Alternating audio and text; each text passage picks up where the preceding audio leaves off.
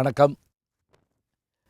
Oscar award விருதுகள் அறிவிக்கப்பட்டவுடன் இந்த ஆண்டு ரொம்ப ஆவலாக எதிர்பார்த்துட்டு இருந்தோம்.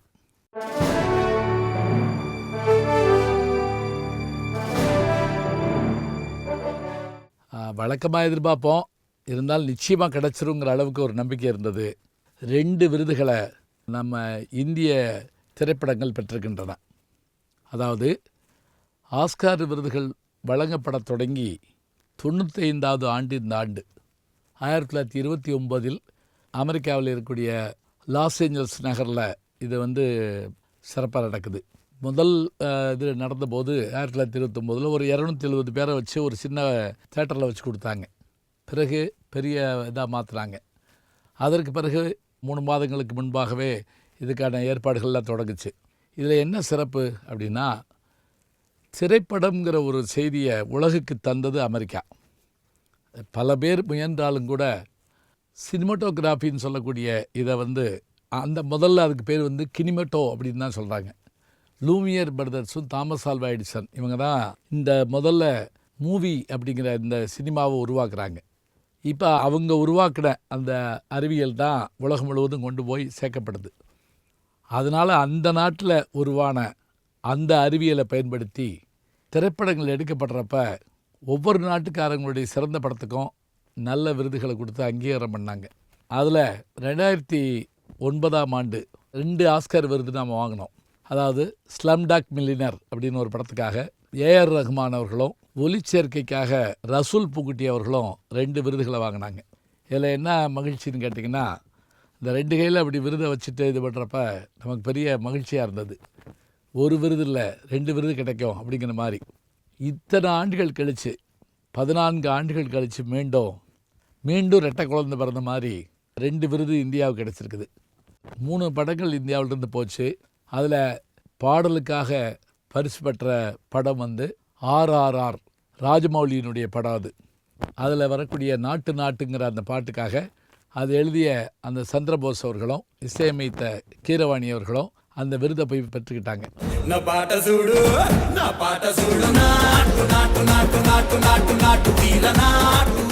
அதே போல் ஆவணப்படம் ஒன்று, அந்த ஒரு பழங்குடியினர்கிட்ட பழகிற ஒரு யானையை பற்றிய ஒரு படத்தை அதை எடுத்தவங்களும் ஊட்டியை சேர்ந்தவங்க தான்.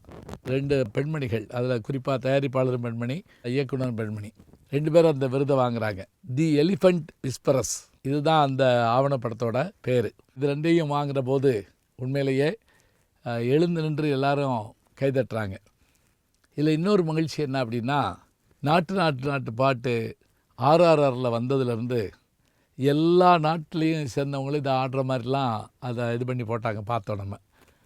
குறிப்பாக இப்போ சமீபத்தில் நான் பார்த்து ரொம்ப சிரித்தது என்னன்னு கேட்டிங்கன்னா, லாரல் ஹாடி இந்த பாட்டுக்கு ஆடுற மாதிரி ஒரு வாட்ஸ்அப்பில் நான் பார்த்தேன்.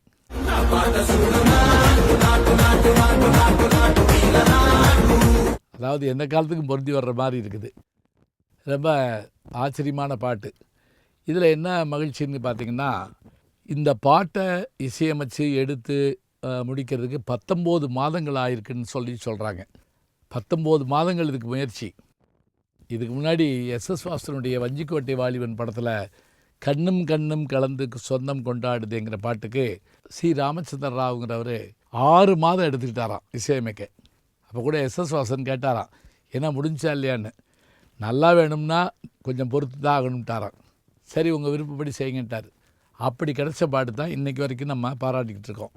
கண்ணும் கண்ணும் கலந்து சொந்தம் கொண்டாடுதே என்னும் போதே. அதே போல் இந்த பாட்டு மேடையிலையும் அங்கே போட்டு காட்டப்பட்டது. இந்த ஆஸ்கார் விருதுகளை தொகுத்து வழங்குறது யாருங்கிறப்போ, இந்த வட்டம் தொகுத்து வழங்கினவங்க ஜிம்மி கிம்மல் அப்படிங்கிறவங்க தொகுத்து வழங்கினாங்க. இதுவே பெரிய விஷயம். என்ன, உலகம் பூரா பார்க்கப்படுறதுனால. நம்முடைய தீபிகா படுகோனே அவர்கள் சிறப்பு விருந்தினராக போனதோடு மட்டுமில்லாமல் பரிசு வழங்குபவர்களில், அந்த விருது வழங்குபவர்களில் ஒருவராக இருந்து அந்த விருதை வழங்கினார். அதே போல் ராஜ்மௌலி அவர்களுடைய தந்தையார் விஜேந்திர பிரசாத் அவர் தான் கதைகளெல்லாம் சொல்லுவாருமாங்க. அவர் ஒரு முறை மதுரைக்கு வந்திருந்தார். என்னுடைய நண்பர் இயக்குனர் லிங்குசாமி அவர்கள் அவரை அழைச்சிட்டு வந்திருந்தார். அப்போ நாங்கள் 3 பேரும் அழகுருவிலுக்கெல்லாம் போனோம். மதியான சாப்பாடெல்லாம் சேர்ந்து சாப்பிட்டோம். அப்போ நான் நிறைய கதைகள் சொல்ல கேட்டு ரொம்ப ரொம்ப மகிழ்ச்சி அடைஞ்சார்.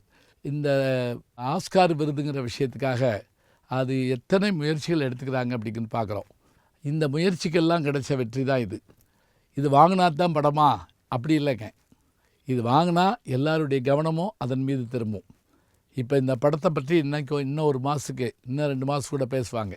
ஆஸ்காருக்காக எடுக்கப்பட்டதில்லை, ஆனால் ஆஸ்காரில் போய் கலந்துக்கிற அளவுக்கு அந்த படம் தரம் வாய்ந்ததாக வசூலில் சாதனை படைப்பதாக இருந்தால்தான் அது ரொம்ப பெருமையாக இருக்கும். அந்த வகையில் 2023 95வது ஆஸ்கார் விருதினை நம்முடைய இந்திய படங்கள் பெற்றிருக்கின்றன என்று சொல்கிறப்ப நமக்கு ரொம்ப பெருமையாக இருக்குது. இந்த விருதுக்கான முயற்சிகள் மட்டும் இல்லைங்க, இதுக்கான பொருட்செலவு சாதாரணம் இல்லை. ஏன்னா பிரம்மாண்டங்களை நோக்கி தான் எடுக்கப்படுது. அதே நேரத்தில் ஸ்லம்டாக் மில்லியனர் படம் ரொம்ப எளிமையாக எடுக்கப்பட்டது தான். அந்த வந்த பாட்டுக்காகவும் ஜெய்ஹோ அப்படிங்கிற அந்த பாட்டுக்காகவும் இசைக்காகவும் அதில் விருது தரப்பட்டதை பார்க்குறோம்.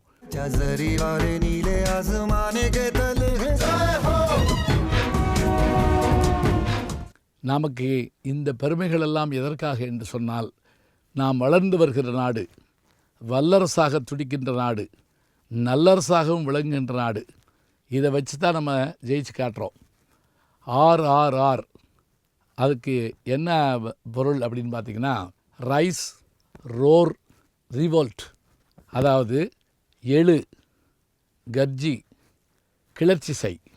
இந்த 3 வார்த்தையை வச்சுக்கிட்டு ஒரு பீரியட் படம் மாதிரி, அதாவது ஆங்கிலேயர்கள் நம்ம ஆண்டுகிட்டு இருந்தபோது நமக்குள்ளே இருந்த அந்த சுதந்திர வேட்கையை அடிப்படையாக வச்சு அந்த பிரம்மாண்டமான விஷயத்தையும் வழக்கப்படியான ஒரு ஆங்கில காதலியையும் கதாநாயகனையும் வச்சு எடுத்து 2 கதாநாயகர்கள், சிரஞ்சீவியினுடைய பையன் ராம் சரண், அதே மாதிரி ஜூனியர் NTR, இந்த 2 பேரையும் வச்சு இந்த படத்தை இவ்வளோ சிறப்பாக பண்ணாங்கன்னா இவங்க எல்லாருமே அங்கே போயிருந்தாங்க. அவங்கெல்லாம் பேட்டி கொடுக்குறப்ப நமக்கு இன்னும் பெரிய மகிழ்ச்சியாக இருந்தது. ராஜ்மௌலியும் பேட்டி கொடுத்தார், நமக்கு பெரிய மகிழ்ச்சியாக இருந்தது. விருது பெற்ற அத்தனை பேரையும் நம்ம பாராட்டணும்.